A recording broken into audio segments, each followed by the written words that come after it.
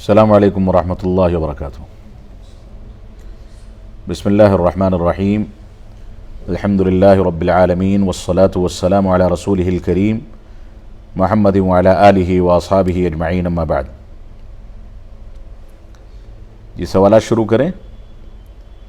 اس سے پہلے کہ کوئی سوال آئے، میں ایک سوال کا یہاں آف لائن سوالات میں سے جواب دے دوں۔ وہ سوال تھا، بہت اہم سوال تھا، کہ مسجدوں کے اندر قبریں بنانے یا قبروں پر مسجدیں بنانے کی اجازت نہیں ہے۔ اسلام نے اس سے روکا ہے، جیسا کہ رسول اکرم صلی اللہ علیہ وسلم کا فرمان ہے، لا تجعلوا قبری عیدا، اور اسی طریقے سے اللہ کے نبی صلی اللہ علیہ وسلم کا فرمان ہے، لعنت اللہ علی الیہود والنصارى اتخذوا قبور انبیائہم مساجد۔ صحیح بخاری کی روایت ہے کہ اللہ کی لعنت ہو یہودیوں پر، نصرانیوں پر، کہ انہوں نے اپنے انبیاء کی قبروں کو سجدہ گاہ بنا لیا یا اس پر نمازیں ادا کرنے لگے۔ تو یہ بنیادی طور سے دلائل ہیں جس کی بنیاد پر علماء اسلام کا اس بات پر اجماع ہے کہ مسجدوں میں قبروں کی اجازت قطعاً نہیں ہے۔ ایسی مسجد جس کے اندر قبر ہو، اس مسجد میں نماز پڑھنا جائز نہیں ہے۔ ہمارے ایک بھائی نے یہ سوال کیا ہے کہ مسجد نبوی میں رسول اکرم صلی اللہ علیہ وسلم کی قبر مبارک موجود ہے، تو ایسی صورت میں مسجد نبوی میں نماز پڑھنے کا کیا حکم ہے؟ یہ بہت بنیادی مسئلہ ہے جو ہر دور کے بڑے علماء کرام کے سامنے یہ مسئلہ آتا رہا ہے۔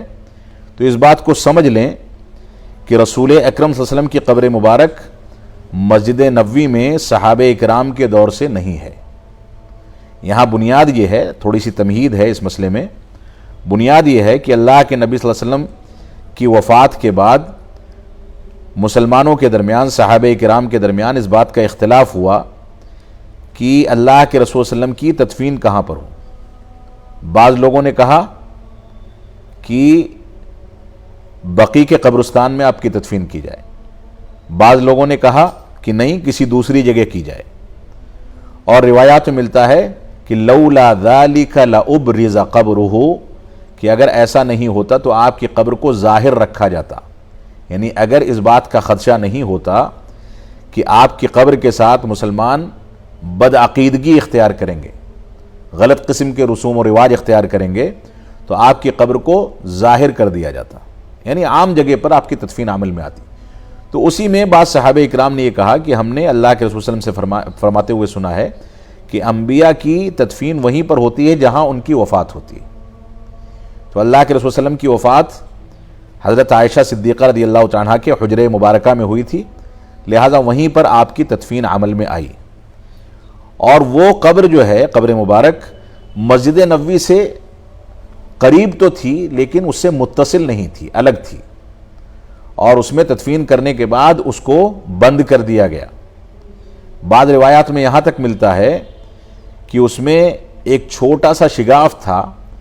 حضرت عائشہ صدیقہ رضی اللہ تعالیٰ نے کبھی کسی صحابی رسول کو وہاں دیکھ لیا کہ وہ جا کر کے وہاں پر کھڑے ہوئے ہیں، تو ان کو بلا کر کے باقاعدہ زجر و توبیخ کی کہ یہ چیز درست نہیں ہے۔ ہماری ذمہ داری یہ ہے کہ ہم اللہ کے رسول صلی اللہ علیہ وسلم کا اسوہ اختیار کریں، اور صحابہ اکرام کا اسوہ کیا تھا کہ جب مدینہ سے باہر جاتے تھے اور سفر کر کے دوبارہ سے مدینہ آتے تھے تو آنے کے بعد ایک بار جا کر کے قبر مبارک پر درود پڑھتے تھے، سلام پڑھتے تھے۔ یہ طریقہ صحابہ کرام کا ہوا کرتا تھا۔ لہٰذا کوئی مدینہ اگر جاتا ہے تو اس کے لیے مسنون ہے کہ قبر مبارک پر جا کر کے سلام پڑھے، لیکن بار بار جا کر کے سلام پڑھنا، وہیں پر مصروف رہنا، یہ شریعت اسلامیہ کی روح کے خلاف ہے۔ اب مسئلہ یہ ہوا کہ آگے آنے والے ادوار میں بعض حکام ایسے ہوئے جنہوں نے رسول اکرم صلی اللہ علیہ وسلم کی قبر مبارک کو مسجد نبوی سے متصل کر دیا، اور ایک دور ایسا بھی آیا ترکیہ کا، جس کو ہم خلافت کا دور کہتے ہیں بدقسمتی سے، ایک دور ایسا بھی آیا کہ اس دور میں رسول اکرم صلی اللہ علیہ وسلم کی قبر مبارک کا طواف بھی کیا جاتا تھا۔ پھر ملک عبدالعزیز رحمۃ اللہ علیہ کی جب حکومت آئی، آل سعود کی حکومت آئی، تو انہوں نے اس پر طواف کو روک دیا۔ روکنے کا کیا طریقہ اختیار کیا گیا کہ اس کے چاروں جانب جو جگہ تھی، ایک جانب قرآن مجید کی الماریاں لگا دی گئیں، بھاری الماریاں، کہ کوئی اس کو کھسکا نہ پائے۔ تو جب لوگوں نے سوال کرنا شروع کیا کہ یہاں پر یہ الماری کیوں لگائی گئی ہے، ہمیں طواف کرنے میں رکاوٹ ہوتی ہے، تو جواب یہ دیا گیا یہ قرآن مجید کی الماریاں ہیں، قرآن مجید کے احترام کے لگائی گئی، یہ حکمت اور مصلحت تھی جس کے تحت وہ دھیرے دھیرے طواف روکا گیا۔ اب بعد کے ادوار میں مسجد نبوی میں اس چیز کو شامل کر دیا گیا، لیکن علماء اسلام کا اس بات پر اتفاق ہے کہ مسجد نبوی کے درمیان میں قبر نہ آنے پائے، جس جگہ پر ہے وہیں رہے، قبر مبارک جس جگہ پر ہے وہیں رہے، اگرچہ یہ متصل ہو چکی ہے۔ اب موجودہ دور فتنوں کا دور ہے، اس دور میں اگر اس کو حکومت الگ کرنا چاہے تو الگ کرنے کی بنیاد پر بوال کھڑا ہوتا ہے، فسادات ہوتے ہیں، مظاہرات ہوتے ہیں، ساری دنیا سے آوازیں اٹھتی ہیں، لہٰذا یہ تو ممکن نہیں رہا موجودہ حالات میں۔ اس وجہ سے حکومت نے کوشش یہ کی ہے کہ اس کو جہاں پر ہے وہاں باقی رکھا جائے اور درمیان میں نہ آنے دیا جائے۔ جو لوگ وہاں گئے ہیں انہوں نے دیکھا ہوگا کہ رسول اکرم صلی اللہ علیہ وسلم کی قبر مبارک کے آگے جو صحن ہے، اس صحن میں میں سمجھتا ہوں کہ 1,00,000 لوگوں سے زیادہ نماز پڑھ سکتے ہیں لوگ، اتنا بڑا صحن ہے، لیکن اس صحن میں امام نماز نہیں پڑھاتا یا اس صحن میں صف بندی نہیں ہوتی۔ کیوں نہیں ہوتی؟ صف امام کو جو ہے پیچھے رکھا گیا، اس وجہ سے نہیں ہوتی کیونکہ اسلاف کے اس قول پر عمل کیا جاتا ہے کہ قبر مبارک کو بیچ میں نہ لیا جائے، یعنی مزید خرابی پیدا نہ کی جائے۔ اگرچہ ہم مجبوراً اس حد تک برداشت کر رہے ہیں کہ قبر مبارک جو ہے مسجد نبوی کی عمارت میں شامل ہو گئی ہے، اب اس کو مزید تقویت دینے کے لیے اس کو درمیان میں لے لیا جائے، اس کے آگے بھی صفیں بنائی جائیں، پیچھے بھی صفیں بنائی جائیں، دائیں بھی بنائی جائیں، بائیں بھی بنائی جائیں، تو یہ غلط ہو جائے گا، مزید خرابی آ جائے گی۔ لہٰذا علماء نے اس کو ہر دور میں ناپسند کیا ہے۔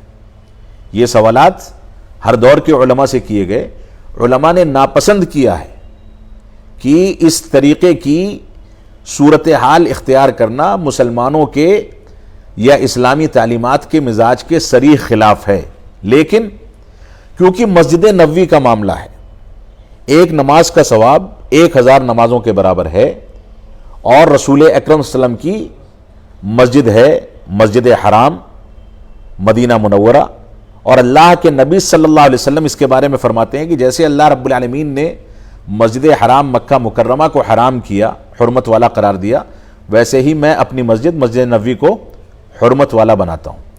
تو مسجد نبوی کے اس تقدس کی بنیاد پر کہ اس کے لیے ہمیں رخت سفر باندھنا جائز ہے، رخت سفر باندھنا یعنی عبادت کی نیت سے کہیں کا سفر کرنا، یہ 3 مقامات کے لیے صرف جائز ہے، ایک مسجد حرام مکہ مکرمہ، ایک مسجد نبوی مدینہ منورہ، اور ایک مسجد اقصی فلسطین۔ یہ 3 مقامات ہیں جہاں باقاعدہ ثواب کی نیت سے رخت سفر باندھا جا سکتا ہے۔ تو مسجد نبوی کا رخت سفر باندھنا، عام نمازوں سے زیادہ ثواب ہونا، اور اسی طریقے سے رسول اکرم صلی اللہ علیہ وسلم سے اس مسجد کا وابستہ ہونا، اس کی فضیلتوں کی وجہ سے وہاں نمازوں سے روکا نہیں جاتا، لیکن یہ تصور ہمارے ذہن میں رہنا چاہیے کہ مسجد سے قبر مبارک کا متصل ہونا یہ ناپسندیدہ ہے، شریعت اسلامیہ کی دلائل کی روشنی میں ناپسندیدہ ہے، علماء نے اس کو ناپسند کیا ہے، لیکن ایک مجبوری ہے کہ اس کو ہٹایا نہیں جا سکتا، اس وجہ سے اس کو ویسے ہی چھوڑا گیا۔ اب مزید خرابی پیدا نہ ہو اس وجہ سے اس کو درمیان میں نہیں لیا جاتا، اس کے آگے صف بندی نہیں کی جاتی ہے۔ یہ ایک صورتحال علماء کرام نے بنا رکھی ہے جو مسجد نبوی کے تقدس اور اس کی فضیلت کی بنیاد پر ہے۔ ایک عام مسجد میں اگر اسی طریقے سے قبر متصل ہوگی یا مسجد کے احاطے کے اندر ہوگی تو اس میں نماز نہیں ادا کی جائے گی، کیونکہ وہاں نماز نہ ادا کر کے ہم دوسری مسجد میں جا کر کے بھی نماز ادا کریں تو وہی ثواب ہم کو مل جاتا ہے۔ اس وجہ سے ایسی مسجد کو نظر انداز کیا جائے گا، وہاں نماز نہیں ادا کی جائے گی۔ لیکن یہی صورتحال اگر کسی ایسی مقدس مسجد میں ہو جائے جو ان 3 مسجدوں میں سے ایک ہے جن کی جانب رخت سفر باندھا جا سکتا ہے، تو ایسی صورت میں ہماری مجبوری ہے، جب تک یہ مجبوری ہے ہم ایسے ہی نماز ادا کرتے رہیں گے، اور اللہ کرے کبھی یہ مجبوری ختم ہو تو ختم ہوگی تو ہو جائے گی۔ یہ صورتحال ہے، میں سمجھتا ہوں کہ واضح ہو گیا ہوگا۔ اب آن لائن سوالات میں کچھ لوگ حال چال لے رہے ہیں، سوال و جواب کر رہے ہیں، سلام کر رہے ہیں۔ عمر سنابلی صاحب کوئی ہیں، ان کا سوال ہے، سلام کرنے کے بعد کہہ رہے ہیں سیاست میں علماء کرام کے آنے کے بارے میں آپ کی کیا رائے ہے؟ وہ علماء یا تو علم کا راستہ چھوڑ دیں اور سیاست کا راستہ اختیار کر لیں، یا وہ علماء اپنے علم کے راستے پر باقی رہیں اور سیاست کا راستہ چھوڑ دیں۔ دونوں چیزیں ایک ساتھ موجودہ صورتحال میں ممکن نہیں ہیں، جو موجودہ دور کی گندی سیاست ہے۔ لیکن اتنا ضرور ہے کہ علماء کرام سیاسی میدان کی جو مجبوریاں ہیں یا جو مسائل ہیں، جن چیزوں کو مسلمانوں کو منتخب کرنا ہے، جن چیزوں کو اختیار کرنا ہے، ان چیزوں میں عوام کی مخلص رہنمائی کرتے رہیں، ان کی رہنمائی کرتے رہیں، ان کو تسلی دیتے رہیں، ان کو صبر کی تلقین کرتے رہیں، اور ان کے اندر یہ بیداری پیدا رکھیں کہ وہ سیاسی میدان میں بھی جہاں جا کر کے اپنی مجبوری کی وجہ سے حصہ لیتے ہیں، اس میدان میں بھی وہ اپنے دینی شعور کو بحال رکھ کر کے جائیں، تاکہ ایسا نہ ہو کہ سیاست کے میدان میں پہنچنے کے بعد وہ انہی مسلمانوں جیسے ہو جائیں جو مسلمان قائدین آج کے دور میں دکھتے ہیں، کہ اصل میں تو وہ یہ ہیں کہ اللہ کے علاوہ کسی کی عبادت کو جائز نہیں سمجھتے، لیکن سیاست میں جانے کے بعد وہ قبروں پر بھی حاضری دیتے ہیں، مندروں میں بھی جاتے ہیں، بتوں کے آگے ہاتھ جوڑ کر کے بھی کھڑے ہوتے ہیں، اپنے ایمان کو ضائع کر دیتے ہیں۔ لہٰذا ان کے اندر دینی شعور پیدا کرنا علماء کی ذمہ داری ہے، تاکہ وہ کسی بھی میدان میں جائیں تو اپنے عقیدے کی سالمیت پر باقی رہیں، عقیدے کی مضبوطی پر باقی رہیں، اور سیاست یا دنیا کا ماحول ان کے دین کو ضائع نہ کرنے پائے۔ یہ علماء کی ذمہ داری ہے۔ محمد رضوان خان صاحب کا سوال ہے،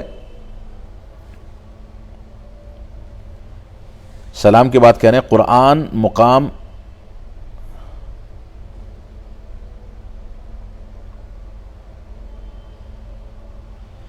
کیا سوال کر رہے ہیں؟ آپ کا سوال سمجھ نہیں آ رہا۔ قرآن مقام مال کرنے پہ بہت سے لوگ آمین کرواتے ہیں۔ اچھا، شاید اسپیلنگ کی مسٹیک ہے۔ قرآن مجید مکمل کرانے پر بہت سے لوگ کوئی تقریب کرتے ہیں، اہتمام کرتے ہیں، دعائیں کرتے ہیں، قرآن خوانی ہوتی ہے، اس طرح کی چیزیں۔ ایسا کوئی تصور نہیں ہے۔ قرآن اللہ نہ کرے کہ ختم ہو جائے، اللہ نہ کرے کہ قرآن ختم ہو جائے۔ لہٰذا اگر کوئی آدمی یہ تصور کرتا ہے کہ قرآن ختم ہو گیا، اب مٹھائی بانٹی جائے، قرآن خوانی کی جائے، تو یہ قرآن کو الوداع کہنے کی ایک صورت ہے۔ آج کے دور میں ہوتا ایسا ہی ہے کہ قرآن کو ختم کر لیا، اب چھٹی مل گئی 2-4-5 سال، اب قرآن نہیں اٹھانا ہے۔ قرآن ایک ایسی کتاب ہے جس کو مسلسل پڑھا جانا چاہیے، مسلسل تلاوت کا اہتمام کرنا چاہیے، اور اس کو بار بار ختم کرتے رہنا چاہیے، ختم نہیں کرنا چاہیے۔ مخمل کے کپڑے میں لپیٹ کر کے طاقوں میں سجانے کی کتاب نہیں ہے، بلکہ اس کے معانی اور اس کی تعلیمات کو اپنا کر کے دلوں میں بسانے کی کتاب ہے۔ لہٰذا اس کتاب کا حق ادا ہونا چاہیے۔ وہ معزز تھے زمانے میں، مسلمان ہو کر، اور ہم خوار ہوئے تارک قرآن ہو کر۔ علامہ اقبال کا بہت مشہور شاعر ہے، اور حضرت عمر بن خطاب رضی اللہ تعالیٰ عنہ کا غالباً قول ہے، ان اللہ یرفع بہذا الکتاب اقواما ویضع بہ آخرین، کہ اللہ رب العالمین اس کتاب کے ذریعے ایک قوم کو سربلندی عطا فرماتا ہے اور دوسری قوم کو تباہ و برباد اور ذلیل و خوار کر دیتا ہے۔ لہذا اس پر عمل کریں، سربلندی نصیب ہوگی۔ اسی طریقے سے کوئی قرآن کریم پڑھ رہا ہے اور اسے چوم لے، اس لیے کہ کلام اللہ ہے، مطلب آنکھیں بھرائے اس کی اور بنا ثواب کی نیت سے ایسے ہی چوم لے، تو اس میں جذبات میں اگر اس نے چوم لیا تو کوئی مذاقہ نہیں ہے، لیکن یہ کوئی اسلام کا حصہ نہیں ہے۔ جذبات میں ہوتا ہے کہ انسان اپنے محسن، یعنی مثال کے طور پہ میرے اوپر کسی نے احسان کیا، وہ میرے سامنے کھڑا ہے، تو میں جذبات میں بھول جاتا ہوں کہ میں کہاں ہوں، اس کی پیشانی چوم لی۔ آدمی بھرم میں ایسا کر جاتا ہے۔ تو قرآن مجید کے احترام میں کبھی ایسا ہو گیا، کوئی چیز ذہن میں آئی اور اس کے بعد انسان نے سینے سے لگا لیا، چوم لیا بلا کسی ارادے کے، تو کوئی مذاقہ نہیں ہے۔ لیکن اصل یہ ہے کہ قرآن مجید کو چومنے کا کوئی تصور اسلام میں نہیں ہے، کیونکہ قرآن مجید جو ہے ہمارے سامنے وہ کیا چیز ہے؟ وہ کاغذ، سیاہی اور کتاب اور دفتی وغیرہ ہے۔ اصل جو اس کا پیغام ہے وہ کلام اللہ ہے، یعنی اس کے اندر جو باتیں کہی گئیں. اب کلام اللہ کو آپ چومنا چاہیں تو اس کا ایک ہی طریقہ ہے کہ اس کو اپنا لیں. سمجھ رہے ہیں؟ اگر آپ قرآن مجید کو چوم رہے ہیں تو گویا آپ نے سیاہی کو چوما, یا اس کے اوپر جو دفتی ہے یا گتا ہے یا کاغذ ہے اس کو چوما, جبکہ اس کی کوئی حیثیت نہیں ہے. حیثیت تو اس کلام کی ہے جو کلام اس کے اندر لکھا گیا ہے, اور لکھا بھی گیا ہے وہ ایک حقیر روشنائی کے ذریعے. اس کا بھی اصل مفہوم اور اصل مقام کس کا ہے؟ وہ کلام تعبیر جو پیش کی گئی قرآن مجید کے اندر, اس کا جو مفہوم ہے, اس کے جو تقاضے ہیں, اصل احترام اس کا ہونا چاہیے. فیضان خورشید صاحب کوئی ہیں, کہہ رہے ہیں کتا اگر پلید ہے تو اس کا شکار کیوں حلال و جائز ہے, اور جس گھر میں یا جہاں کہیں کتا موجود ہوتا ہے وہاں رحمت کے فرشتے نہیں آتے, تو اگر کوئی شکار کے لیے کتا پالتا ہے یا اپنے گھر کی رکھوالی کے لیے تو اس گھر میں رحمت کے فرشتے آتے ہیں کہ نہیں؟ دیکھیے یہ بہت اہم سوال ہے کتے سے متعلق کہ کتا پلید ہے تو اس کا شکار کیوں حلال ہے.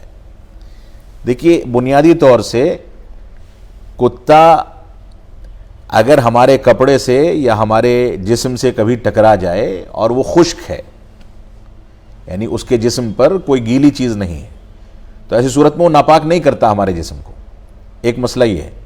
دوسری بات یہ ہے کہ کتا ناپاک جانور ہے, اس میں کوئی شبہ نہیں, ناپاک جانور ہے, اگرچہ وہ جب گیلا ہوگا یا اس کا لعاب کسی چیز میں لگے گا تب اس کو ناپاک کرے گا, جس چیز میں لگے گا اس چیز کو. اب یہاں پر مسئلہ یہ ہے کہ اس کا شکار کیوں حلال ہے, ایک بات. دوسری بات, کتے جس گھر میں ہوتے ہیں اس میں فرشتے داخل نہیں ہوتے, تو اگر گھر کی نگرانی کے لیے گھر کے اندر کتا ہے یا شکاری کتا گھر کے اندر پالا ہوا ہے تو اس گھر کا کیا حکم ہے, ان کا یہ سوال ہے. یہاں پر اس بات کو سمجھ لیں, شکاری کتا, رکھوالی والا کتا, اور آج کے دور میں جو شوقیہ کتے ہوتے ہیں, ان تینوں کتوں میں فرق ہے. ٹھیک ہے؟ کتے الگ الگ قسم کے ہیں.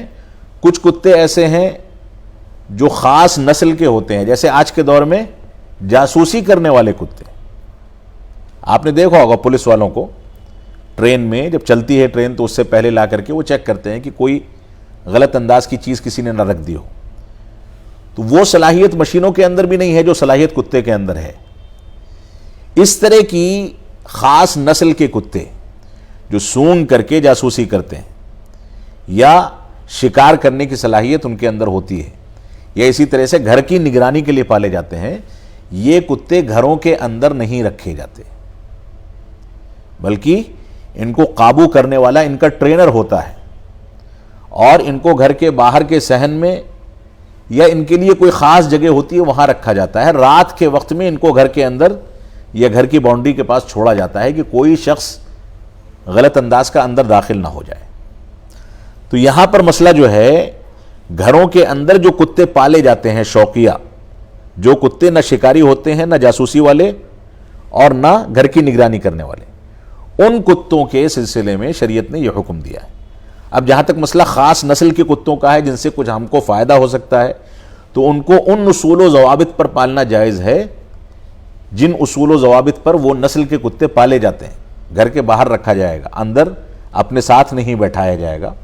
شکاری کتا ہے تو اس کا شکار اس وجہ سے حلال ہے کیونکہ جب مالک اس کا حکم دیتا ہے کہ فلاں شکار جا کر کے پکڑ کر کے لاؤ, تو وہ شکار کو پکڑ کر کے مالک کے سامنے پیش کرتا ہے, اس پر دانت نہیں لگاتا یا اس کو کھاتا نہیں ہے, ضروری حد تک اس کو زخمی کرتا ہے اور لا کر کے مالک کی خدمت میں پیش کر دیتا ہے. پھر مالک اس کو ذبح کرتا ہے اور اس کے بعد اس کو کھایا جاتا ہے. اب یہاں پر کتے کے دانت میں جو زہر ہیں وہ سدھایا ہوا کتا ہوتا ہے, ٹریننگ دیا ہوا کتا ہوتا ہے, وہ کتا جا کر کے اس زہر کو اس جانور کے گوشت میں نہیں چھوڑتا, لہذا وہ گوشت ہمارے لیے نقصان دہ نہیں ہے. تو یہ خاص نسل کے کتے جو ہیں یہ خاص طریقے سے پالے جاتے ہیں, گھروں کے اندر نہیں رکھے جاتے, اور ان کا شکار بھی خصوصی انداز سے ہوتا ہے, لہذا اسلام نے ان کو جائز کہا ہے. تو یہاں فرق کر کے ہم کو کتوں کو سمجھنا ہوگا, عام کتے یا خاص کتے, اس طریقے سے ان کے احکامات مختلف ہوں گے. دلور حسین صاحب کوئی ہیں, بارات میں قبرستان جانا کیسا ہے جماعت لے کر؟ قبرستان آپ بارات میں مطلب کسی مردے سے شادی ہو رہی ہے یا کیا وجہ ہے؟ نہیں اچھا شب برات کہہ رہے ہو, معاف فرمائیں گے, میں پورا نہیں پڑھ سکا, معاف فرمائیں گے. تو دلور حسین صاحب, یہ اصل میں ہماری مجلس کچھ ایسی ہے کہ یہاں ہنسی مذاق چلتا رہتا ہے, تو اس بات کو سمجھ لیں. شب برات میں قبرستان جانا, قبرستان پورے سال میں آپ کبھی بھی جائیں, آپ کو جانا چاہیے, رات کے وقت میں, دن کے وقت میں. لیکن مقصد کیا ہے جانے کا؟ آخرت کو یاد کرنا. اللہ کے رسول صلی اللہ علیہ وسلم فرماتے ہیں کہ کنت نہیتکم عن زیارت القبور الا فزوروها, میں نے تم کو ابتدائے اسلام میں زیارت قبر سے روکا تھا, اب تم زیارت قبر کیا کرو. فإنها تذکرکم الآخرہ, کیونکہ زیارت قبر تم کو آخرت کی یاد دلاتی ہے.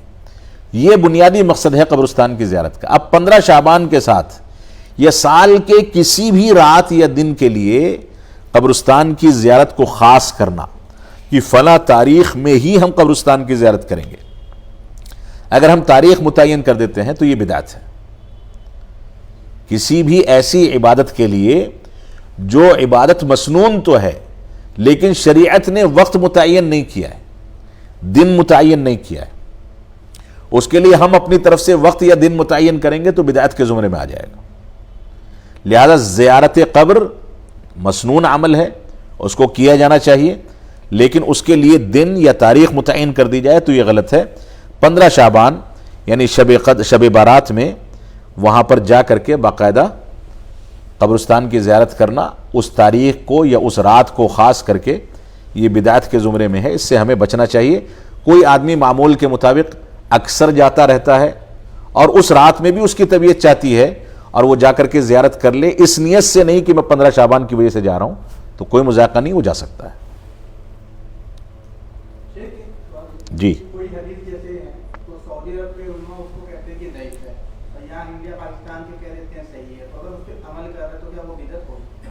جیسے سورہ کہف والا ہی ہے جمعہ کے دن پڑھنے کا, تو سعودی عرب کے علماء صاحب کہتے ہیں کہ یہ نہیں, مطلب ضعیف ہے. دیکھیے اصل میں کچھ مسائل ایسے ہیں, اس بات کو سمجھ لیں. یہ عام طور سے ہوتا کیا ہے, اس طرح کے مسائل آٹے میں نمک کے برابر ہوتے ہیں. تحقیق اسی کا نام ہے کہ کوئی محقق اس کو صحیح کہتا ہے, کوئی محقق ضعیف کہتا ہے. راجح قول کے مطابق علامہ البانی کے شاگردوں نے اور خود علامہ البانی نے اس پر کلام کیا ہے کہ جمعہ کے دن سورہ کہف کی تلاوت کو خاص کرنے سے متعلق وہ کہتے ہیں کہ ہم مطمئن نہیں ہیں کہ وہ ٹکڑا صحیح ہے, یعنی ہفتے میں کسی بھی دن آپ پڑھ سکتے ہیں. جمعہ کے دن خاص کرنے کے بارے میں انہوں نے کلام کیا, اگرچہ یہ مسئلہ زیر بحث ہے علماء کے درمیان. تو اس طرح کے چند مسائل ہوتے ہیں جن مسائل کی بنیاد پر ہمارے شریعت کے اعمال پر کوئی اثر نہیں پڑتا. علماء کے درمیان اختلاف جو ہے بہت کم مسائل, مثال کے طور پر آپ روزمرہ کی زندگی میں 1000 چیزوں پر عمل کر رہے ہیں, اور اگر آپ غور و تدبر کریں کہ علماء نے اس میں سے, علماء سے مراد وہ علماء جو قابل اعتماد ہیں, ہر عالم کی بات نہیں کر رہا ہوں میں, قابل اعتماد علماء میں سے کتنے لوگوں نے ان 1000 مسائل میں سے کسی مسئلے میں اختلاف کیا ہے, تو میں سمجھتا ہوں کہ 1000 میں سے ایک بھی مسئلہ نہیں ملے گا, اور اگر مل گیا تو ایک کہیں ملے گا جس کو آپ زیر بحث چھوڑ کر کے اگر 999 پر عمل کرتے ہیں تو آپ کی زندگی پھر بھی چلتی رہے گی. تو بہت کم مسائل ایسے ہیں جن میں سے ایک مسئلہ سورہ کہف والا ہے, جیسا کہ آپ نے ذکر کیا. تو عرب دنیا کے بعض علماء کا اپنا ایک موقف ہے, لیکن اس بات کو سمجھ لیں عرب دنیا کے علماء کا موقف حدیث کے باب میں عموماً کمزور پایا گیا ہے, اس بات کو سمجھ کر کے چلیں. اور جو محدثین نے حدیث کی خدمات انجام دی ہیں, چاہے ہندوستان میں مبارک پوری رحمۃ اللہ علیہ ہوں یا ادھر جارڈن وغیرہ میں علامہ البانی ہوں, البانیہ کے علاقے میں, یہ سارے کے سارے لوگ عربوں کے خطے سے باہر تھے, ان لوگوں نے خدمات انجام دی ہیں. تو ان لوگوں نے جو تحقیقات پیش کی وہ تحقیقات زیادہ مضبوط مانی جاتی ہیں, اور انہی لوگوں کی کتابیں عربوں کے ہاں پڑھائی جاتی ہیں. خود عرب علماء میں بڑے بڑے علماء گزرے ہیں, شیخ ابن باز گزرے ہیں, شیخ ابن عثیمین گزرے ہیں, اور اس کے علاوہ بہت سارے علماء گزرے ہیں جو وہاں کے مقامی علماء ہیں. شیخ صالح فوزان ہیں, شیخ بکر عبداللہ ابو زید ہیں, شیخ صالح لوحیدان ہیں, بڑے بڑے علماء گزرے ہیں جن کے ٹکر کے پوری دنیا میں بہت کم لوگ ملیں گے, لیکن حدیث کے باب میں کہیں نہ کہیں ان سے کوئی نہ کوئی کوتاہی ہوئی ہے. یہی وجہ ہے کہ یہ علماء حدیث کے معاملات عام طور سے علامہ البانی کی طرف منسوب کر دیتے تھے, کہتے کہ ان سے معلوم کیجئے. اور کئی ایسے واقعات ہیں کہ ایک مجلس میں علامہ البانی موجود ہیں, عرب کے بڑے بڑے علماء موجود ہیں, عربوں کے علماء نے خاموشی اختیار کر لی کہ نہیں, حدیث کے مسئلے کا مسئلہ ہے تو البانی صاحب سے پوچھا جائے. تو کہنے کا مقصد یہ ہے کہ یہ تھوڑا سا معاملہ اس طرح کا رہا ہے. عرب بڑے سے بڑے علماء کے یہاں حدیث کے باب میں کوئی نہ کوئی کہیں نہ کہیں خامی, کمزوری یا تساہلی پائی گئی. شیخ ابن باز کا مقام اجتہاد میں, فقہ میں, فتوے میں بہت اونچا تھا. شیخ ابن عثیمین کا مقام فقہ میں, اصول فقہ میں بہت اونچا تھا.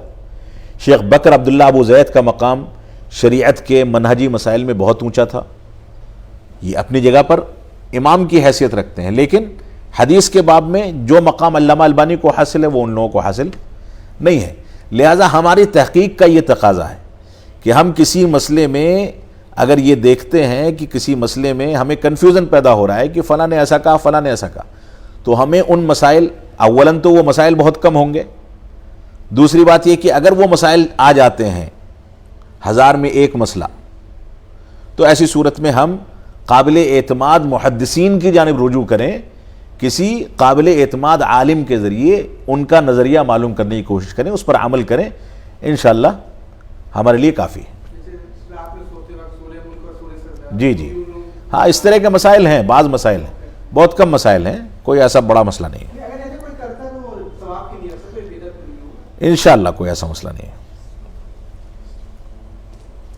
اگلا سوال ہے صابر حمزہ سلفی صاحب. ان کا سوال ہے صحیح مسلم حدیث نمبر 2767 میں جو حدیث ہے کہ توحید والے کو اللہ تعالی ہر ایک کو یہودی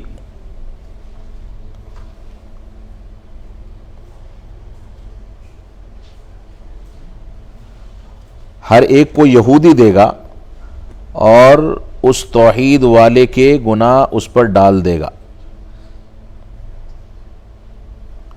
دیکھیے حدیث کا متن آپ مجھ کو ان باکس میں بھیج دیں, یا میں دیکھ لوں گا بعد میں, اس کے بعد ہی بتا پاؤں گا, کیونکہ آپ کے سوال سے وہ حدیث کا متن میرے سامنے نہیں ہے کہ میں اس کے بارے میں کوئی تبصرہ کر سکوں, مجھ کو دیکھنا پڑے گا.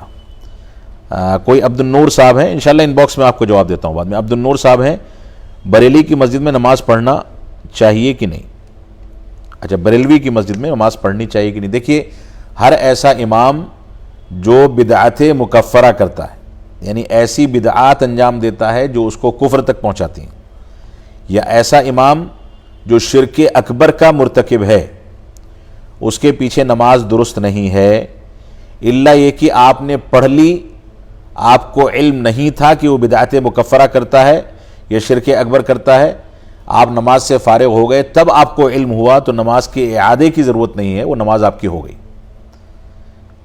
قصداً جان بوجھ کر کے ہم یہ جانتے ہیں کہ فلاں امام شرک اکبر کرتا ہے, یہ بدعت مکفرہ کا مرتکب ہے, تو اس کے پیچھے نماز پڑھنے سے پرہیز کرنا چاہیے. سب نہیں کرتے ایسے, کچھ ایسے سرکش ہیں, کچھ ایسے بھی ہیں جو احترام کرتے ہیں. مطلقاً سب پر حکم نہیں لگایا جا سکتا. ٹھیک ہے, دیکھیے جو شخص اس طرح کی باتیں کرتا ہے وہ چاہے اہل حدیث ہو تو بھی کفر ہی کر رہا ہے. ایک نظام جو ہے, اس نظام کے تحت انسان کو پرکھا جائے گا. دیوبندیوں میں بہت سارے لوگ ہیں جو حدیث کا احترام کرتے ہیں, اس طرح کی باتوں سے پرہیز کرتے ہیں, لہذا ہم مطلقاً سارے دیوبندیوں پر کوئی حکم نہیں لگا سکتے.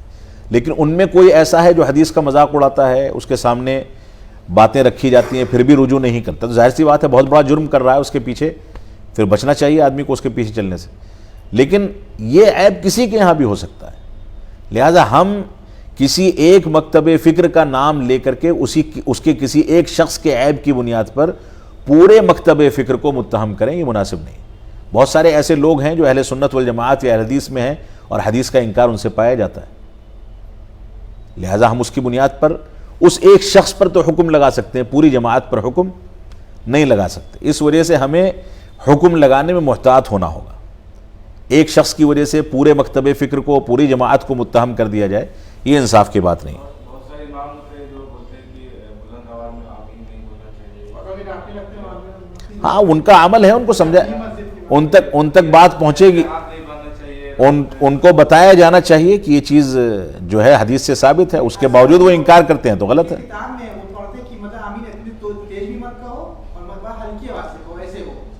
وہ ٹھیک ہے اپنی جگہ پر, ان کی اپنی دلائل یا ان کی علماء نے ان کو جو بتایا اس کے مطابق وہ عمل کر رہے ہیں.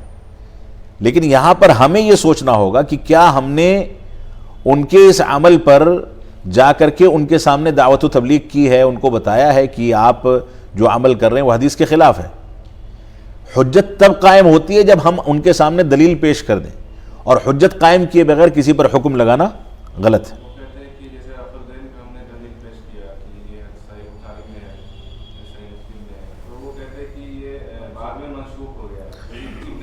علم نہیں ہے, ان کو علم نہیں ہے. بہت سے لوگ اس میں ایسے ہیں جو اس بات کا اقرار کرتے ہیں کہ رفع الدین ثابت ہے, اور بہت سے لوگ ایسے ہیں جو کہتے ہیں کہ منسوخ ہو گئی. جن کو علم نہیں ہے ان کے سامنے اس کی وضاحت ہونی چاہیے. ایک آدمی کے عمل کی وجہ سے سارے لوگوں پر حکم لگانا غلط ہے, سمجھ رہے ہیں. مثال کے طور پر میں کوئی غلطی کر جاؤں, کوئی کفریہ عمل کر جاؤں, کسی حدیث کا انکار کر دوں, تو کیا میری وجہ سے پوری جماعت حدیث کو متہم کیا جائے گا؟ نہیں کیا جائے گا. اسی طریقے سے وہاں جو جاہل ہیں, ناسمجھ ہیں, جن کے پاس علم نہیں ہے, ان کے کسی عمل کی وجہ سے پورے کے پورے مکتب فکر کو متہم نہیں کیا جانا چاہیے. البتہ جو ایسا کر رہے ہیں ان کو سمجھایا جانا چاہیے. حجت قائم کرنی ہماری ذمہ داری ہے. اگلا سوال ہے محمد راشد صاحب کا, کوئی ہیں, سلام کے بعد کہہ رہے ہیں صدقہ کو کس کس کو اور کون کون سی جگہ دیا جا سکتا ہے؟ صدقہ ہر وہ شخص لے سکتا ہے جو صدقے کا مستحق ہے. یعنی غریب آدمی جس کے یہاں کھانے پینے کی تنگی ہے اس کو صدقہ دیا جا سکتا ہے. جگہ کی کوئی تعین نہیں ہے, آپ جہاں چاہیں, مستحق آدمی آپ کو ملتا ہے تو اس کو صدقہ دے سکتے ہیں.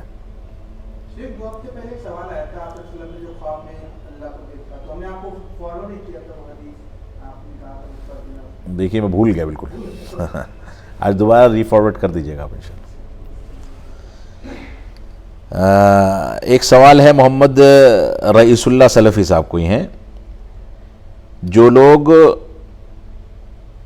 باڈی بناتے ہیں اور لوگوں کے سامنے اپنی باڈی کی نمائش کرتے ہیں, ایسا کرنا جائز ہے؟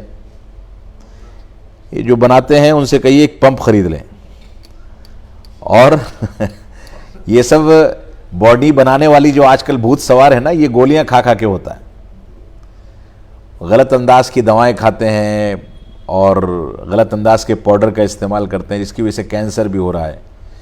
یہ اپنے آپ کو خود ہلاکت میں ڈالنے والی بات ہے. لیکن نمائش کرنا یہ درست نہیں ہے. باڈی کی نمائش کا اللہ رب العالمین نے ہم کو اس کو چھپانے کا حکم دیا, اسی وجہ سے کپڑا پہننے کا حکم دیا گیا. اگر آدمی کو باڈی کی نمائش کرنی ہے تو یہ کہا جاتا کہ تم ننگے ہو کر کے گھومو, کوئی فرق نہیں پڑتا. تو یہ نمائش کی چیز نہیں ہے. اور اگر کسی کی باڈی ہے اس کو دکھانا ہے تو اپنی بیوی کو دکھائے, کسی اور کو دکھانے کی ضرورت نہیں ہے. ٹھیک ہے, ہاں نیچرل کسی کے یہاں صحت ہے, باڈی ہے, اللہ کی نعمت ہے, تو اس کو نظر بد سے بچانے کے لیے چھپا کر کے رکھنا چاہیے, اور جہاں دکھانا جائز ہے وہاں دکھا سکتا ہے. ہاں کچھ لوگوں نے کلام کیا اس پر. محمد رضوان صاحب, ان کا سوال ہے کہ دہلی میں مدارس کب کھلیں گے؟ اللہ عالم, لیکن امید ہے کہ کھل جانا چاہیے اب جلدی. جی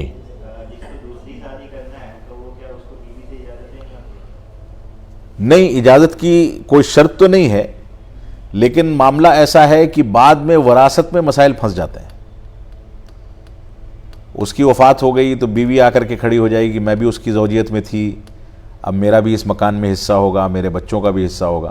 وہاں لڑائی جھگڑے کھڑے ہوتے ہیں.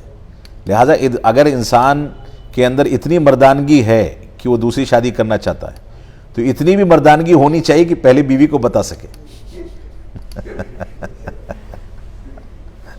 ٹھیک ہے,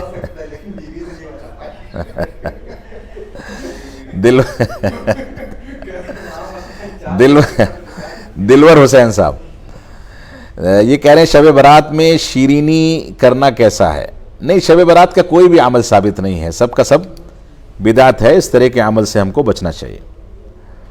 अगला सवाल है मुजीब रहमानी साहब कोई हैं, इनका सवाल है बहन का जो हक है बाप की वरासत में, तो आजकल लोग उनका हक नहीं देते और कहते हैं कि शादी कर देते हैं 10 लाख रुपए से, तो क्या ये सही है? ये बिल्कुल सही नहीं है। जो बहन का हक है वो उसको दिया जाना चाहिए, वो ले ले और उसके बाद उसकी मर्जी है, वो चाहे तो लौटा दे चाहे तो किसी को दे दे। लेकिन असल ये है कि बहनों को ये पैगाम पहुंचाएं कि उसको ज़रूरत नहीं है लेकिन उसके बच्चों को ज़रूरत हो सकती है, लिहाजा बहनों को अपना हक लेना चाहिए। और मौजूदा दौर में जब ये फितना आम होता जा रहा है कि लड़कों में तकसीम किया जाता है, लड़कियों को महरूम किया जाता है, तो ऐसे दौर में बहनों का बढ़ करके आगे बढ़ करके मुतालबा करना ताकि रिवाज बने कि बहनों को और लड़कियों को हिस्सा दिया जाए। अगर लड़कियां ऐसा करती हैं, बढ़ करके मांगती हैं, तो इंशाअल्लाह उनके लिए ये चीज़ सदक़े जारिया होगी। लिहाजा अपना हक अपना होता है, उसको छोड़ना नहीं चाहिए। मोहम्मद शकील रहमानी साहब सलाम कर रहे हैं, वालेकुम अस्सलाम वरहमतुल्लाह। शकील रहमानी साहब कह रहे हैं हरियाणा में वासी हैं, शायद ये वही हैं जो पिछले हफ्ते में किसी प्रोग्राम में मुलाकात हुई थी। अब्दुल माजिद साहब सलाम कर रहे हैं, कह रहे हैं बहुत से लोग मसाजिद के आसपास कब्रें बनाते हैं, क्या इस तरह करना जायज़ है? इस बारे में वजाहत करके कुछ नसीहत करें। देखिए, मस्जिद के अहाते में कब्रिस्तान सही नहीं है। पुराने दौर में एक रिवाज था कि जहाँ मस्जिद होती थी उसी के आसपास कब्रिस्तान हुआ करता था, ऐसा बहुत सी जगहों पे रिवाज था, अब नहीं है, पहले ऐसा हुआ करता था। तो अगर मस्जिद के अहाते से बाहर है तो इसमें कोई मजाका नहीं, लेकिन मस्जिद के अहाते में अगर कब्रें हैं तो उस मस्जिद में नमाज पढ़ना दुरुस्त नहीं है।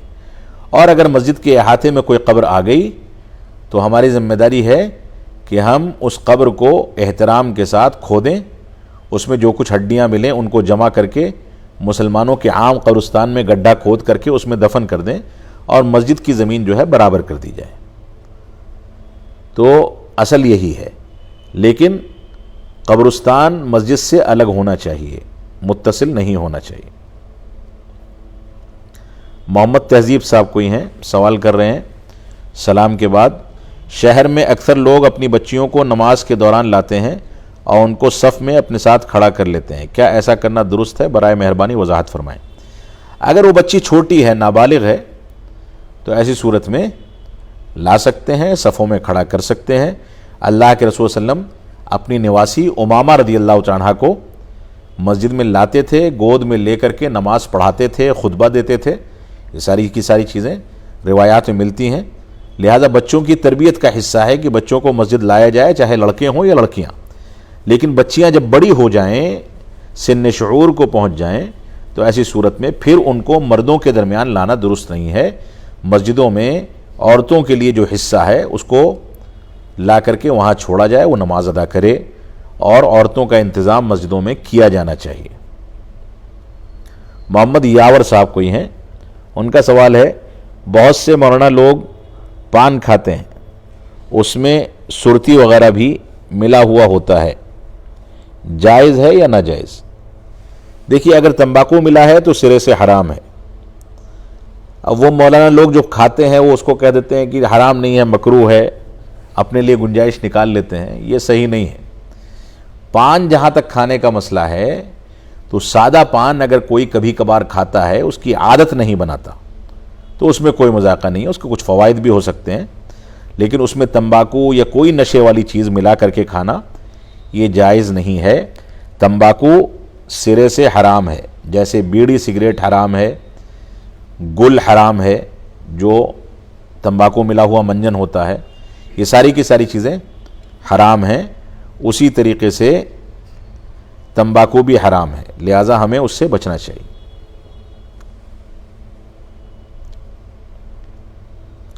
अगला सवाल है आफाक आजम साहब कोई हैं, उनका सलाम के बाद, बच्चे के अकीके में एक बकरा और एक बकरी दे सकते हैं या यकसा जिन्स होना ज़रूरी है? नहीं, बकरे बकरी की कोई तमीज़ नहीं है, बकरा दें या बकरी दें कोई फ़र्क नहीं पड़ता।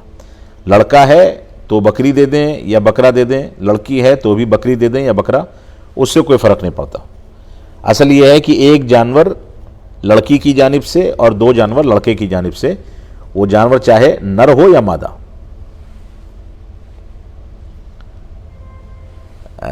ارشد غیرت ارشد صاحب کوئی ہیں، کیا دنیا میں عذاب صرف مسلمان کے اوپر آتا ہے؟ جو بھی مجرم ہوتا ہے اس کے اوپر آتا ہے، ایسا نہیں ہے کہ مسلمان کے اوپر آتا ہے۔ مسلمان اگر مجرم ہے تو عذاب کا زیادہ مستحق ہے، کیونکہ اسلام کی تعلیمات کے باوجود اس نے اسلام کی مخالفت کی۔ لیکن عذاب ہر مجرم پر آتا ہے، عذاب یہ نہیں دیکھتا کہ وہ مسلمان پر آ رہا ہے کہ غیر مسلم پر۔ جب دنیا میں ظلم بڑھ جاتا ہے، حرام خوری بڑھ جاتی ہے، شرک بڑھ جاتا ہے، تو ایسی صورت میں اللہ کی جانب سے عذاب آتا ہے، اور اس عذاب میں مسلمان غیر مسلم سب گرفتار کیے جاتے ہیں، کسی کے ساتھ خاص نہیں ہوتا۔ محمد شکیل رحمانی صاحب کہہ رہے ہیں کہ آپ سے ایک سوال ہے، امیر معاویہ حضرت علی کے درمیان اختلاف کیوں ہوا تھا؟ کیونکہ ہمارے والد اور ہمارے چچا کے درمیان ہو سکتا ہے، اس لیے ہوا تھا۔ سیدھا سا جواب اس کا یہ ہے کہ اگر ہم چھوٹے سے بچے ہیں، ہم دیکھتے ہیں کہ ہمارے دادا اور دادا کے بھائی کے درمیان اختلاف ہوا، تو کیا ہماری یہ جرت ہے کہ ہم جا کر کے دادا کو تھپڑ مار دیں یا ان کے اوپر تنقیدیں کریں؟ حضرت علی اور حضرت امیر معاویہ رضی اللہ تعالیٰ عنہما کے درمیان کیا رشتہ تھا؟ وہ دونوں ایک مقام کے لوگ تھے۔ حضرت علی کا مقام کچھ زیادہ تھا، حضرت معاویہ کا ان سے کچھ کم تھا، لیکن ہمارے مقابلے میں وہ دونوں کے دونوں بہت اونچے مقام کے لوگ تھے، صحابی رسول تھے۔ دو بڑے مقام کے لوگوں کے درمیان اختلاف جیسے ہوتا ہے ویسے ان کے درمیان اختلاف ہوا۔ جو اختلاف صرف اجتہادی اختلاف تھا، سیاسی اختلاف تھا، دینی اختلاف نہیں تھا، اور وہ اختلاف ان لوگوں نے آپس میں حل بھی کر لیا تھا، مسائل ختم ہو گئے تھے۔ موجودہ دور میں بہت سارے مورخین غلط انداز کی روایتیں ان لوگوں کی جانب منسوب کر کے ان پر تنقیدیں کرتے ہیں۔ تو ہمارے معاشرے کے کسی بڑے شخص کے درمیان کسی دوسرے بڑے شخص سے اگر اختلاف ہو جائے تو چھوٹوں کی ذمہ داری یہ ہے کہ اس کے سلسلے میں حسن ظن رکھیں، غلط انداز کی تنقیدیں نہ کریں۔ وہی صورتحال وہاں پر تھی۔ اب وہ اتنے بڑے تھے کہ وہ صحابی رسول تھے، ایک کاتب وحی اور ایک اللہ کے نبی صلی اللہ علیہ وسلم کے داماد۔ اتنا اونچا مقام رکھنے والے لوگ آپس میں کسی مسئلے میں، سیاسی مسئلے میں، اجتہادی مسئلے میں اختلاف کر گئے، اور وہ اختلاف بھی غلط نوعیت اختیار نہیں کر گیا بلکہ آپس میں ان لوگوں نے طے کر لیا، مسائل حل کر لیے۔ تو ایسی صورت میں آج کے دور کے وہ لوگ اس کو اچھالیں جن کو نہ نماز پڑھنی آتی ہے نہ استنجا کرنا آتا ہے، تو یہ غلط ہے۔ تو جو لوگ اختلافات کو اچھالتے ہیں ان کو سمجھائیں کہ ان لوگوں کا اپنا مقام تھا، مقام پر توجہ دی جائے، اختلاف پر توجہ نہ دی جائے۔ محمد وسیم الحق صاحب کہہ رہے ہیں اثری عقیدے کو کہیں کہیں حنبلی عقیدہ کیوں کہتے ہیں؟ دیکھیے اثری عقیدہ کیا ہے، حنبلی عقیدہ کیا ہے، اس بات کو سمجھ لیں۔ حنبلی عقیدے سے مراد وہ عقیدہ ہے جو امام احمد بن حنبل کی جانب منسوب ہے یا ان سے ہم تک پہنچا ہے، یعنی امام احمد بن حنبل کے مسائل کو اختیار کرنے والے جو لوگ ہیں ان کو حنبلی کہا جاتا ہے۔ امام احمد بن حنبل نے جو عقائد کے مسائل ذکر کیے ہیں ان مسائل کو جو اختیار کر لے گویا عقیدے میں وہ حنبلی عقیدے کو اختیار کر رہا۔ اور اثری کس کو کہا جاتا ہے؟ اثری کہا جاتا ہے جو عقیدہ قرآن و سنت کے دلائل سے ماخوذ ہو۔ اثر کہا جاتا ہے اصل میں دلیل کو، دلیل، نصوص، قرآنی آیات اور رسول اکرم صلی اللہ علیہ وسلم کے فرامین اور صحابہ کرام کے اقوال، اس کی شروح و تفسیر، یہ ہے اثر۔ تو اثری عقیدہ کہا جاتا ہے جو دلائل پر مبنی ہو، اور حنبلی عقیدہ کہا جاتا ہے جو امام احمد بن حنبل سے ماخوذ ہو۔ اب دونوں کو ایک ساتھ لے کر کے اگر چلیں تو حقیقت یہ ہے کہ امام احمد بن حنبل کی جانب جو عقیدہ منسوب ہے وہ بھی اسی دلیل سے ماخوذ ہے جس دلیل سے ہم لوگ ماخوذ کر کے اس کو اثری عقیدہ کہتے ہیں۔ تو صرف نام کا فرق ہے، حقیقت دونوں کی یکساں ہے، یعنی کان ادھر سے پکڑیں یا ادھر سے پکڑیں، بات ایک ہی ہے۔ تو اثری عقیدہ وہ ہے جو دلائل پر مبنی ہو، حنبلی عقیدہ وہ ہے جو امام احمد بن حنبل کی جانب منسوب ہو، اور حقیقت یہ ہے کہ امام احمد بن حنبل کی جانب جو عقیدہ منسوب ہے وہ اثر یا دلائل ہی سے ماخوذ ہے، لہٰذا دونوں ایک ہی چیز کے مختلف نام ہیں۔ عبد الماجد صاحب کوئی ہیں، علماء سو سے کیا مراد ہے، رہنمائی فرمائیں۔ علماء سو سے مراد وہ ہیں جن کے پاس علم ہے اس کے باوجود اس پر عمل نہیں کرتے، برائیوں کو اختیار کرتے ہیں، اللہ سے دور رہتے ہیں، ان کی ذمہ داری ہے کہ لوگوں کو اللہ سے قریب کریں، لیکن اس کے باوجود وہ اس طرح کا عمل کرتے ہیں جس کی وجہ سے لوگ دین سے دور ہو رہے ہیں۔ تو علماء سو وہ ہیں جو علم کے باوجود اس پر عمل نہیں کرتے اور لوگوں کی گمراہی کا سبب بنتے ہیں، ان کو علماء سو کہا جاتا ہے۔ علماء سو سے پناہ مانگنے کی بات کہی گئی۔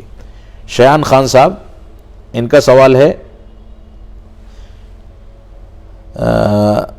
بہت ہی عجیب سوال ہے کہ میں خود اس سے اللہ سے توبہ کرتا رہتا ہوں، پتہ نہیں کیوں مجھے ہمیشہ یہی دماغ میں آتا ہے کہ اگر اللہ نے ہم سب کو بنایا تو اللہ کو کس نے بنایا؟ اور مجھے کبھی کبھی یہ لگتا ہے کہ اللہ نہیں، ہندو دھرم صحیح ہمیشہ آتا رہتا ہے، گھر والے بھی سمجھاتے ہیں۔ دیکھیے آپ کا سوال جو ہے یہ ایک شیطانی سوال ہے، آپ اس کو اس طریقے سے سمجھ کر کے چلیں کہ آپ دنیا کے کسی بھی مذہب میں چلے جائیں تو یہ سوال تو آپ کے ذہن میں لازماً آئے گا کہ وہ ابتدا کیسے ہوئی، جیسا کہ آپ کے ذہن میں یہاں پر آ رہا ہے۔ اللہ کے رسول صلی اللہ علیہ وسلم فرماتے ہیں کہ یہ شیطان انسان کو کہتا ہے کہ تم کو کس نے پیدا کیا، تم کو کس نے پیدا کیا، تم کو کس نے پیدا کیا؟ انسان جواب دیتا ہے مجھ کو میرے اللہ نے پیدا کیا۔ یہ بات وہ اس سے کہتا رہتا ہے، بہت اچھی بات کہتا ہے کہ تم کو کس نے پیدا کیا، بار بار یاد دلاتا ہے کہ اللہ نے پیدا کیا۔ اس کے بعد اچانک سوال کرتا ہے کہ اللہ کو کس نے پیدا کیا؟ تو یہ سوال آپ کے ذہن میں جو آ رہا ہے وہ شیطان کے اس حرکت کے نتیجے میں آ رہا ہے۔ اب آپ کہہ رہے ہیں کہ دوسری جانب مجھ کو کبھی کبھی ہندو دھرم اچھا لگتا ہے، بت اچھے لگتے ہیں، تو آپ ایک مضبوط چیز سے ایک کمزور چیز کی جانب جا رہے ہیں۔ یہاں پر اللہ کا وجود، دنیا کے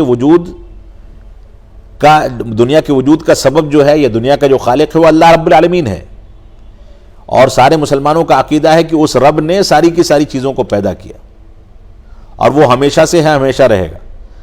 اب آپ اتنا زیادہ نیچے چلے گئے کہ ان بتوں کے بارے میں آپ کو اعتقاد اور ایمان آپ کا بحال ہو رہا ہے جن بتوں کو خود ان جیسے انسانوں نے یا ان سے زیادہ کمزور انسانوں نے اپنے ہاتھوں سے تراش کر کے بنایا ہے۔ وہ پتھر جس کے اندر کوئی حرکت ہی نہیں، جن بتوں کو تراش کر کے خود انسانوں نے تراش کر کے مندروں میں رکھ دیا، آپ ان پر اعتماد کر رہے ہیں۔ تو آپ یہ سوچئے کہ ان انسانوں کو جنہوں نے ان بتوں کو تراشا ہے، ان انسانوں کو کس نے پیدا کیا؟ اور ان انسانوں کو وہ دماغ کس نے دیا جس دماغ سے یہ سمجھتے ہیں کہ کہاں پر کان بنانا ہے، کہاں پر ناک بنانی ہے، کہاں پر سر بنانا ہے، کہاں پر پیٹ بنانا ہے؟ اور ان انسانوں کو وہ دماغ کس نے دیا کہ یہ بت بنا کر کے لے جا کر کے مندر ہی میں رکھیں، مسجد میں نہ رکھیں؟ تو آپ کے ذہن میں سب سے پہلا سوال تو یہ پیدا ہونا چاہیے کہ انسان جو خود کمزور ہے وہ اپنی کمزوری کے باوجود جن بتوں کو تراش رہا ہے اور مندروں میں رکھ رہا ہے، آپ ان بتوں پر تو اعتماد کر رہے ہیں، اور رب کائنات جو ہمیشہ سے ہے، جس نے ساری دنیا کو بنایا ہے، اس رب کائنات کے اوپر آپ شبہات کے شکار ہیں۔ ایک بات۔ دوسری بات دیکھیے، ایک چیز ہوتی ہے کسی چیز کو بنانا، بنانے والا، اور ایک چیز ہوتی ہے جو چیز بن کر کے سامنے آئی۔ ان دونوں چیزوں میں فرق ہے۔ جو چیز بنانے والی ہوتی ہے وہ اور جو چیز بن کر کے سامنے آئی، ان دونوں میں زمین آسمان کا فرق ہوتا ہے۔ بنانے والی چیز کی ابتدا اگر آپ تلاش کریں گے تو ابتدا کی کبھی انتہا نہیں ہو سکتی۔ آپ مثال کے طور پہ یہ پنکھا بنانے والا کون ہے؟ اس کو فلاں نے بنایا، ٹھیک ہے، آپ اس پنکھے کو بنانے والے تک پہنچ گئے۔ اب آپ کے ذہن میں سوال یہ پیدا ہوگا کہ اس انسان کا دماغ کس نے بنایا جس کے پاس اتنا قوی دماغ آیا کہ اس نے پنکھا بنا لیا؟ ٹھیک ہے، پھر اب آپ وہاں سے اور آگے چلیں گے تو اس کی کبھی انتہا نہیں ہوگی۔ یہ انتہا فطری ہے کہ اللہ رب العالمین جو ساری کی ساری چیزوں کو بنانے والا ہے، اس کو کوئی بنانے والا ہو ہی نہیں سکتا، کیونکہ وہ ساری کی ساری چیزوں کو بنانے والا ہے۔ کوئی ایسا شخص جو کسی ایک چیز کو بنائے، اس کو بنانے والا کوئی دوسرا ہو سکتا ہے، لیکن جو ساری کی ساری چیزوں کو بنائے، اس کو بنانے والا کوئی دوسرا نہیں ہو سکتا. تو یہ آپ کا جو ذہن میں شبہات ہیں اس کے ازالے کے لیے آپ کسی وقت بیٹھیں آ کر کے, اور بیٹھنے کے بعد آپ کے جو شبہات ہیں وہ سامنے رکھیں, اس کے جوابات دیے جائیں, تب آپ کا ذہن دھیرے دھیرے صاف ہوگا. اس میں ضرورت پڑے گی تو ڈنڈے کا بھی استعمال ہوگا مطلب سختی بھی کی جائے گی, نرمی بھی کی جائے گی, آپ کو دعوت بھی کھلائی جائے گی, آپ کے ساتھ بیٹھا بھی جائے گا. تو کہنے کا مقصد یہ ہے کہ آپ کے ذہن میں جو شبہات ہیں یہ شبہات بے بنیاد ہیں, ان کی کوئی بنیاد نہیں ہے. اس وجہ سے ہمیں حقائق پر اپنے افکار کو مرتب کرنا چاہیے. اب وقت ہو رہا ہے جماعت کا, میں یہاں پر ختم کروں گا اور انشاءاللہ بقیہ جوابات آپ کو بعد میں دی جائیں گے. ایک سوال کا جواب میں صرف دیتا ہوں, عبد الواحد صاحب کوئی ہیں, مرے ہوئے انسان کے لیے قرآن پڑھنا چاہیے یا نہیں, اس کے بارے میں نصیحت کر دیں. جو شخص وفات پا گیا اس کے عمل کا سلسلہ اس کے ساتھ رک گیا, اس کے لیے نہ قرآن پڑھ سکتے ہیں, نہ نماز پڑھ سکتے ہیں, نہ اس کے لیے روزہ رکھ سکتے ہیں. جو شریعت نے مسائل ذکر کر دیے کہ مردے کی جانب سے یہ چیزیں انجام دی جا سکتی ہیں, صرف وہی چیزیں انجام دی جائیں گی. مثال کے طور پر کسی کا روزہ چھوٹا ہے, اس کا ولی اس کے روزے کی قضا کر سکتا ہے. کسی کو حج کرنا ہے, وفات پا گیا, تو بدل حج یا بدل عمرہ کیا جا سکتا ہے. اسی طریقے سے دوسرے اس میں آئیں کہ انسان جب مر جاتا ہے تو اس کے لیے صدقہ جاریہ کر سکتے ہیں, اس کی جانب سے کسی کو کھانا کھلا سکتے ہیں, یا اس کی جانب سے لوگوں کو علمی فائدہ پہنچا سکتے ہیں. یہ چیزیں کی جا سکتی ہیں. جن چیزوں کو نہیں کیا جا سکتا ان چیزوں کو نہیں کیا جائے گا. اس کی جانب سے زکوٰۃ دینا بند کر دیں گے. اب کوئی آدمی بہت زیادہ دلیر ہے کہ مردے کی جانب سے قرآن خوانی کرنی ہے, تو اپنے زکوٰۃ میں سے اس کا حصہ کیوں کم کر دیتا ہے مرنے کے بعد؟ کیونکہ وہاں جیب خالی ہو رہی ہے. اپنے مفاد کا سودا آدمی کرتا ہے. قرآن خوانی میں تو لڈو کھانے کو ملتے ہیں, اس لیے قرآن خوانی جاری رہتی ہے, اور زکوٰۃ روک دی جاتی ہے کیونکہ کہتے ہیں کہ وہ مر گیا, اب اس کے نام پر زکوٰۃ نکالنے کا کیا معنی ہے؟ اگر آپ کو سلسلہ جاری ہی رکھنا ہے تو ان چیزوں کو بھی جاری رکھیں. تو انصاف کی بات یہ ہے کہ شریعت نے جو ہماری رہنمائی کر دی اس کے مطابق چیزوں کو انجام دیا جائے. وہ قربانی نہیں ہوگی. اگر وصیت کی ہے تو عید الاضحیٰ کی قربانی نہیں ہوگی, بلکہ اس کی جانب سے جانور ذبح کیا جا سکتا ہے. ہاں, عام دنوں میں نہیں. جو وفات پا گیا اس کی جانب سے قربانی نہیں ہوگی. اسی پر ختم کرتے ہیں. وصلی اللہ علی نبینا محمد وعلی آلہ واصحابہ وسلم. والسلام علیکم ورحمۃ اللہ وبرکاتہ.